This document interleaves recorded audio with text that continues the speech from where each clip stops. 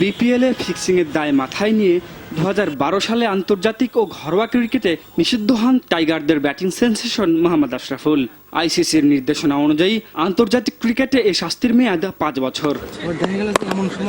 তবে 3 বছর অতিবাহিত হওয়ায় বিসিবির অনুমতি সাপেক্ষে ঘরোয়া ক্রিকেট খেলার সুযোগ পেয়ে গেলেন আশরাফুল।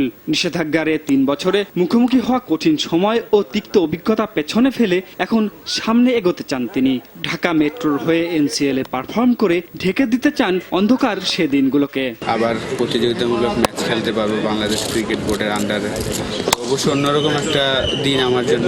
এখন আমার অবশ্যই নেক্সট 2টা বছর ডোমেস্টিক ক্রিকেট নিয়ে চিন্তা ভাবনা। এখানে আমি যত বেশি রান করার চেষ্টা করব, তারপরে হয়তো বা ন্যাশনাল টিমে চিন্তা আসবে। এদিকে ঢাকা মেট্রোর হয়ে জাতীয় লিগে খেলছেন বোলিং নিষেধাজ্ঞা থেকে নিষ্কৃতি পাওয়া টাইগার স্পিনার আরাফাত সানিও।